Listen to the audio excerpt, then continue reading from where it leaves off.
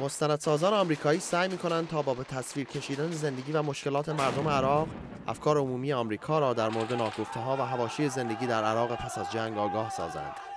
یکی از این دست مستندها که به زودی در سینماهای سراسر آمریکا اکران خواهد شد، هوی متال در بغداد است که این هفته به طور محدود در سینمای کلیر ویو در نیویورک اکران شد.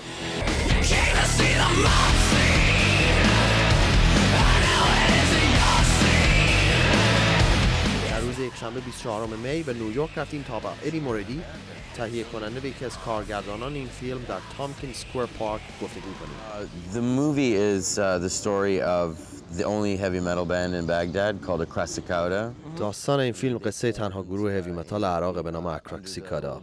این گروه در زمان رژیم صدام حسین تشکیل شد و این فیلم داستان نحوه دوستی ما با برابرچه‌های این گروهه. تصمیم گرفتیم که به عراق بریم و اونا رو از نزدیک ببینیم و واسه همینم چمیدونا رو بستیم و من و سروش در پاییز 2006 رفتیم به بغداد تا این بچه‌ها رو پیدا کنیم. Because I wasn't really allowed to walk freely in the streets of Baghdad. خب ما اجازه نداشتیم تا به طور آزادانه در بغداد رفت و آمد کنیم. اون زمان روزانه یه چیزی بین 100 تا 300 نفر در عراق کشته می‌شدن.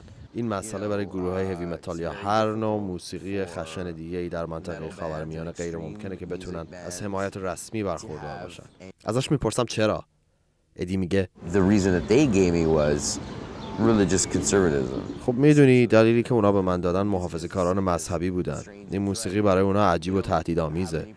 اونا تصور میکنن که باید یک نقشه مرموز و تاریکی پشت این سبک موسیقی باشه.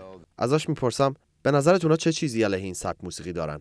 ادی میگه I mean that's a good question. I don't know. I think it's like سوال خوبیه. باید بگم اولا خشونت موجود در این موسیقی که ادبیات اون رو هم شامل میشه. در درجه دوم طرز لباس پوشیدن طرفدارا که لباسای تیره و آرایش ریش غیر متداول دارن و تیشرتایی که چیزایی روش نوشته که اونا متوجه نمیشن. بچهای گروه اکراکسیکادا آدمای باهوش منطقی بودن. توی فیلم هم شما این موضوع رو به وضوح میبینید. وقتی که اونا راجع به مشکلات و یأس و سرخوردگی روحی خودشون در وضعیت کنونی عراق امروز میگن که بیشتر شبیه جهنمه. یه جای فیلم مروان میگه مثلا قرار این بهار جوونی زندگی ما باشه، ما تازه اوایل 20 سالگیمونه، ما هنوز هیچ کاری نمیتونیم بکنیم چون دقیقاً بین ارتش تروریستا گیر افتادیم.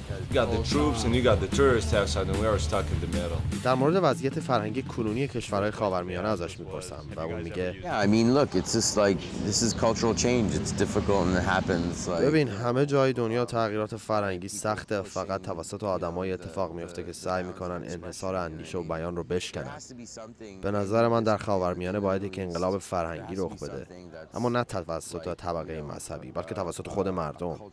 مردم باید به دنبال راه‌های پرطرفدار شکستن انحصار اندیشه باشن و به این وسیله بتونن محدودیت رو به عقب هل بدن و این 100% در کشوری مثل ایران خیلی سخته، چون مردم اگر بخوان این انحصار فرهنگی رو بشکنن باید به خاطرش برن زندون.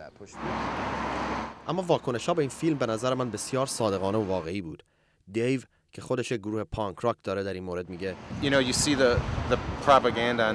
میدونی ما فقط تبلیغات رسانه‌ای رو تو تلویزیون میبینیم. من خودم حس میکنم این فیلم به من واقعیات بسیار بیشتری رو نسبت به اون چیزی که در 2 سال اخیر تو اخبار شنیدم نشون داد.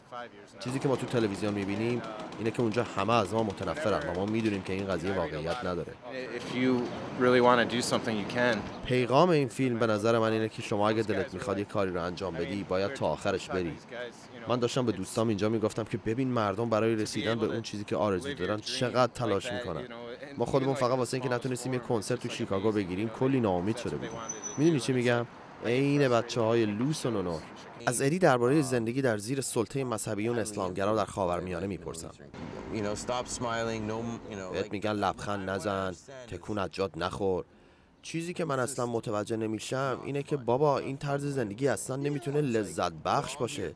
این میمونه که بگیم ما باید همه با هم بشینیم و تا آخر عمرمون گریه کنیم و بزنیم تو سر خودمون تا بمیریم. خب بعدش چی؟ That whole part of the world just kind of needs to relax.